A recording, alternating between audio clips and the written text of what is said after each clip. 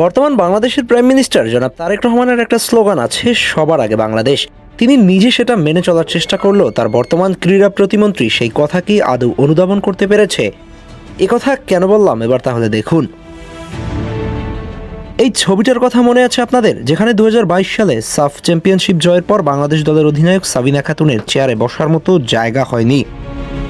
Even champion দলের কোচের পর্যন্ত জায়গা হয়নি চেয়ারে বসার।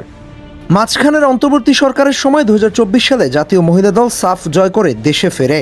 ডক্টর মোহাম্মদ ইউনুস তাদেরকে ডেকে এনে সংবর্ধনা দিয়েছিলেন গুটি কয়েক মানুষ নিয়ে। তিনি দাঁড়িয়েছিলেন ঠিক মাঝখানের পেছনটাতে। যুদ্ধ জয় করে আসা মেয়েদের রেখেছিলেন সামনের সারিতে। অথচ 2026-এ এসে ভারতকে হারানোর পরে দেশে আসা ছেলেদের নিয়ে বর্তমান ক্রীড়া প্রতিমন্ত্রীর এই ছবিটা দেখেছেন আপনি, যেখানে ছেলেদেরকে পেছনে দাঁড় করিয়ে রাখা হয়েছে। একই সাথে তিনি সহ অনেকজন নেতারা সামনের সারিতে দাঁড়ানো, অথচ যারা মাঠের খেলায় যুদ্ধ জয় করে ফিরলেন তারা একেবারে পেছনের সারিতে আধো আধো আলোয়। এই যেন 2022-এর সেই চিত্র ফিরে এসেছে, যেখানে সামনের সারিতে থাকা একদল নেতৃবৃন্দ। অথচ দেখেন, বাংলাদেশের বর্তমান প্রাইম মিনিস্টার জনাব তারেক রহমান খুব বেশি প্রোটোকল নিয়ে চলেন না। সহসাই একজনের সাথে ছবি তুলে ফেলেন, হাস্যরসের ভঙ্গিতে কথা বলেন, নিজের চেয়ারে অন্যকে বসান। তার থেকে কি তার ক্রীড়া প্রতিমন্ত্রী শিখবেন না? তা কি করে হয়? মূলত বিগত দিনগুলোতে বাংলাদেশের এমন সংস্কৃতি চলে এসেছিল, কিন্তু এই মুহূর্তে এসে এই ধরনের এই সংস্কৃতি বজায় রাখা কি পরিবর্তনের ইঙ্গিত বহন করে? উত্তরটা না।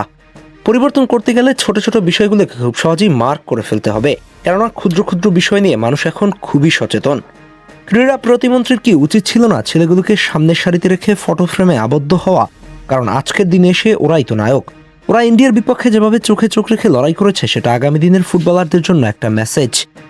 আমরা ভয় নয় বরং লড়াই করতে জানি। সেই হিরোগুলোকে আমরা কি সামনের সারিতে রাখা যেত না? সবশেষে একটা কথাই বলা যায়, মাঠে যারা লড়াই করে দেশের জন্য সম্মান বয়ে আনে, আসল নায়ক তো তারাই। সাবিনা খাতুন হোক কিংবা অনূর্ধ্ব-20 দলের ছেলেরা, ওদের ঘাম, পরিশ্রম আর সাহসী বাংলাদেশকে সামনে এগিয়ে নেয়। সম্মানটা তাই ওদেরই প্রাপ্য, শুধু ট্রফি হাতে নয়, প্রতিটা ফ্রেমে, প্রতিটা মুহূর্তে। জনাব তারেক রহমান যদি সবার আগে বাংলাদেশ ধারণাটা সত্যিই প্রতিষ্ঠা করতে চান, তাহলে সেই বাংলাদেশকে প্রতিনিধিত্ব করা মানুষগুলোকেই আগে সেই কথাটা মাথায় রাখতে হবে। News desk, team football.